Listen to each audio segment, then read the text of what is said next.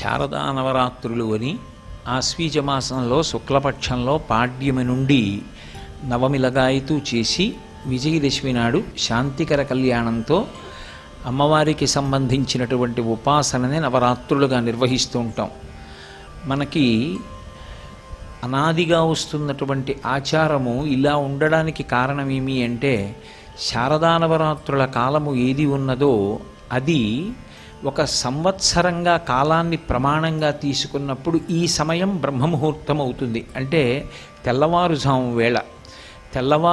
వేళ తనంత తానుగా ఎలా పరమేశ్వరుని యొక్క ఉపాసనకి అత్యంత యోగ్యమైన కాలమో, అలాగే శారదా నవరాత్రుల కాలం కూడా భగవంతుని యొక్క ఉపాసనకి, ప్రత్యేకించి పరదేవత యొక్క ఉపాసనకి అత్యంత యోగ్యమైన కాలము. ఎందుచేత అంటే శక్తి తమోగుణ రజోగుణాల వైపుకి వెళ్ళిపోయినట్టయితే దాని వలన మనిషి అభ్యున్నతి పథంలో నడవలేడు. తమోగుణ రజోగుణాల వైపుకి వెళ్లకుండా సత్వగుణం వైపుకి ప్రయాణం చేస్తే మనుష్య జన్మ యొక్క సార్థక్యాన్ని పొందడానికి అవకాశం ఉంటుంది. మనిషి జన్మ యొక్క ప్రధాన ప్రయోజనం ఏమి అంటే భగవంతుణ్ణి పొందడమే. అలా భగవంతుణ్ణి పొందుట లేదా పొందడానికి కావలసినటువంటి జన్మ పరంపర తరిగిపోవుట, చాలా జన్మలు ఎత్తవలసిన అవసరం లేకుండా కనీసం జన్మల సంఖ్య తక్కువ కావాలి అంటే ఆ ఉపాసనలో భగవంతుడు మనకి ఏ శక్తినిచ్చాడో ఆ శక్తి సత్వగుణంతో ఉపయోగపడాలి అంటే దానికి ప్రారంభంలో అమ్మవారి యొక్క ఉపాసన చేత రజోగుణ తమోగుణాలు నశిస్తాయి అని. అందుకే ఆవిడ మహిషాసుర మర్దనం చేస్తుంది. అటువంటి తల్లిని ఈ కాలమునందు ఉపాసన చేస్తే ఆవిడ యొక్క అనుగ్రహం విశేషంగా ప్రసరించేటటువంటి కాలం ఈ కాలము. ఎందుచేత అంటే ఒక రోజులో తెల్లవారుజాము కాలం ఎలా భగవదుపాసనకి అత్యంత యోగ్యమైన కాలమో, కాలంలో సంవత్సరాన్ని ఒక ప్రమాణంగా తీసుకున్నప్పుడు, ఒక రోజుగా భావన చేసినప్పుడు తెల్లవారుజాము కాలం లాంటిదే శారదా నవరాత్రుల కాలం. అందుకే అది ఉపాసనకి అత్యంత యోగ్యమైన కాలం. భగవతి అపారమైనటువంటి కరుణామయి, రెండు అపారమైనటువంటి శక్తివంతురాలు. మీరు ఏ శక్తి పేరు చెప్పండి, ఆ శక్తులన్నీ ఏదో ఒక శక్తిలోంచి ఉత్పన్నమై ఉంటాయి. దానిని ఆదిశక్తి అని పిలుస్తారు. దీపాలు వెలగాలన్నా విద్యుచ్ఛక్తి ఉండాలి, పంఖాలు తిరగాలన్నా విద్యుచ్ఛక్తి ఉండాలి. ఇన్నిటికీ ఆధారభూతమైనటువంటి ఆ శక్తి ఒకటి ఉంటే ఈ ఉపకరణములన్నీ పనిచేస్తాయి. అలాగే ఆ తల్లి యొక్క అనుగ్రహము ఈ శరీరమునందు ఉంటే ఇది అనేక రకములుగా పనిచేస్తుంటుంది. అసలు దీనికి ఆకలిస్తోంది, ఇందులో పదార్థం అయిపోయింది కాబట్టి ఇంకా కొంత పదార్థం వెయ్యి అని చెప్పగలిగినటువంటి ప్రక్రియ ఒకటి నడవడం ఆరోగ్యం. అందుకే యాదేవి సర్వభూతేషు క్షుధారూపేణ సంస్థిత నమస్తస్యై నమస్తస్యై నమస్తస్యై నమో నమః. ఆ తల్లి ఆకలి రూపంలో శరీరంలో ఉండి నువ్వు తిన్నటువంటి పదార్థం పూర్తయిపోయింది కాబట్టి మళ్ళీ కొంత పదార్థాన్ని వెయ్యి అని అడుగుతుంది. వేసిన పదార్థాన్ని జీర్ణశక్తి అంటాం. జీర్ణం చెయ్యడానికి కావలసినటువంటి శక్తిగా ఆమెయే లోపల పొటమరిస్తుంది. ఒకరికి పాట పాడే శక్తిగా, ఒకరి యందు ఒక మంచి వాద్యాన్ని మ్రోగించగలిగినటువంటి శక్తిగా, ఒకరి యందు కార్యాన్ని దక్షతతో నిర్వహించగలిగినటువంటి శక్తిగా ఆవిడ ప్రచోదనమవుతుంది. ప్రచోదనమై ఆమె ఆయన చేత ఆ కార్యాన్ని సాధింపచేసి ఆయన ఆ కార్యాన్ని సాధించాడు అనేటటువంటి కీర్తిని కట్టపెడుతుంది. అందుకే యశస్విని అని పేరు. ఒక వ్యక్తి ఒక విషయంలో అపారమైనటువంటి కీర్తి పొంది ఉన్నాడనుకోండి, అలా కీర్తి దేని చేత పొందుతాడు అంటే పరదేవత ఆయన యందు ఒక విభూతిగా ప్రకటనమవుతుంది. ప్రకటనమై కీర్తిని ఆయనకి కట్టబడుతుంది. ఎందుకంటే ఆ శక్తి ఎవరికి కనపడేది కాదు. ప్రకటనమైనప్పుడు మాత్రం ప్రజలందరి యందు ఆయనకున్నటువంటి ప్రత్యేకమైనటువంటి విభూతి అనుభవంలోకి వస్తుంది. ఆవిడ ఇది ఎందుకు చేస్తుంది అంటే ఒక ప్రతిఫలాన్ని ఆశించి కానీ, లేదా ఇలా నేను చెయ్యాలి అలా చేయకపోతే ఎలాగా అని కానీ కాదు. ఆవిడ రాశీభూతమైనటువంటి కారుణ్యం. అలాంటి శక్తి ఒకటి ఉన్నది అని తెలుసుకుని నమస్కారం చేస్తే చాలు, ఆవిడ ప్రసన్నురాలైపోతుంది. అసలు ఆ నమస్కారం మాత్రం ఎందుకు చేయాలండి? చేయకుండానే ఆవిడ ప్రసన్నరాలు కావచ్చుగా. అంటే మనుష్య జన్మకి బుద్ధి ఒకటి ఇచ్చాడుగా ఈశ్వరుడు. బుద్ధి చేత శాస్త్రాన్ని గురువుని గ్రహించాలిగా. అప్పుడు ఆ గ్రహణ శక్తి లేకపోతే, అలా బుద్ధిని వాడుకోవడం చేత కాకపోతే భగవంతుడిచ్చినటువంటి బుద్ధిని దేని కొరకు ఉపయోగించినట్టు? అందుకే మిగిలినటువంటి ప్రాణులకు మనుష్యుడికి ఉపాసనలో వచ్చే తేడా, మిగిలిన వాటికి ఉపాసన అన్నమాట అన్వయమే అవదు.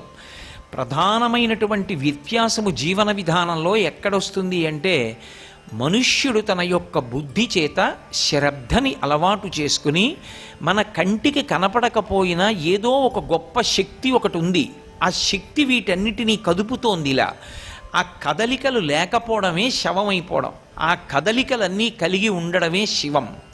ఈ భూమి కదులుతోంది కాబట్టి ప్రాణిజాతం నిలబడింది, భూమి తన చుట్టూ తాను తిరుగుతూ.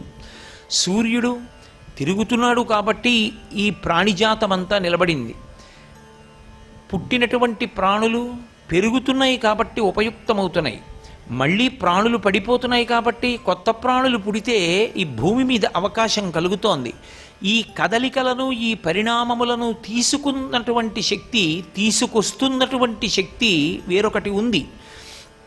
అది కంటికి కనపడకపోవచ్చు, మాంసనేత్రమునకు కనపడకపోయినప్పటికీ జరుగుతున్నటువంటి క్రియాకలాపమును దృష్టిలో పెట్టుకొని దాని వెనక ఉన్న శక్తిని గుర్తుపట్టి నమస్కరించడం ఈ దేశం యొక్క గొప్పతనం. అది వైదికమైనటువంటి లక్షణము అన్న మాటకు అర్థం ఏమిటంటే, ఏది కంటికి కనపడదో అది ఒకటి ఉన్నదని, అది దీన్నంతటినీ తిప్పుతోందని, అదే నే చేస్తున్న పనులని, నాకిచ్చిన శక్తిని కూడా నేను ఎలా ఉపయోగిస్తున్నానన్న విషయాన్ని గమనిస్తుందని, గమనించి ఉత్తరోత్తర నన్ను ఏం చెయ్యాలి అన్నది నిర్ణయం చేస్తుందని దృష్టిలో పెట్టుకుని జాగరూకుడై, అమ్మవారిచ్చినటువంటి శక్తిని వినయంతో ఎవడు ఉపయోగించాడో అలా ఉపయోగించేటటువంటి క్రమమునకు భక్తి అని పేరు. తప్ప అసలు ఒక పదార్థం ఒకటి అటువంటిది ఉన్నది అన్న స్థితి ఎరుకలోకి లేకుండా యాంత్రికంగా ఏదో పువ్వులు తెచ్చి భగవంతుడి పాదాల మీద వెయ్యడం అది తంతవుతుందేమో, కానీ మనసులో ఆ విశ్వాసము కొరవడిపోయిన నాడు ఆ చేసేటటువంటిది ఫలప్రదం అవుతుంది అని చెప్పడం కష్టం. అందుకే ఆ తల్లి ఒక్క నమస్కారం చేసి ఈ విషయాన్ని గుర్తిరిగినంత మాత్రం చేత అవతలవాణ్ణి కీర్తివంతుణ్ణి చెయ్యగలదు, అవతలవాణ్ణి అనుగ్రహించగలదు, అవతలవాణ్ణి పైకెత్తగలదు, అవతలవాణ్ణి పరమశివుడి చెంతకు చేర్చగలదు, ఈశ్వరుని యందు ఐక్యము చెయ్యగలదు, అథవా రావలసినటువంటి జన్మల యొక్క పరంపరని చాలా విశేషంగా తగ్గించగలదు. ఇన్ని చెయ్యగలిగినటువంటి తల్లి కనుక ఆమె పరమ కరుణామయి. అటువంటి తల్లే అనంతమైనటువంటి శక్తికి ఆలవాలము. ఆవిడ యొక్క శక్తిని కొలవడం ఎవరికీ సాధ్యం కాదు. అందుకే శ్రీమాత అని ప్రారంభం లలితా సహస్రనామం. ఆవిడ శక్తి ఎంత అంటే కొలవడానికి ఇంకా ఏమీ ప్రమాణం ఉండదు లోకంలో. అంతటి అపారమైనటువంటి శక్తివంతురాలు ఆవిడ. కేవలం శక్తివంతురాలే కాదు, అపారమైనటువంటి దయాదాక్షిణ్యములు కలిగినటువంటి తల్లి కనుక మనందరి యొక్క అభ్యున్నతి కొరకు ఆమె కారణమవుతూ ఉంటుంది. ఇవే ఆవిడ నామాలుగా ప్రకాశించాయి. ఆవిడే విశ్వంభర. ఈ జగత్తునంతటినీ ఎవరు భరిస్తున్నారు? ఇంతమందిని, ఇన్ని వాహనాల్ని.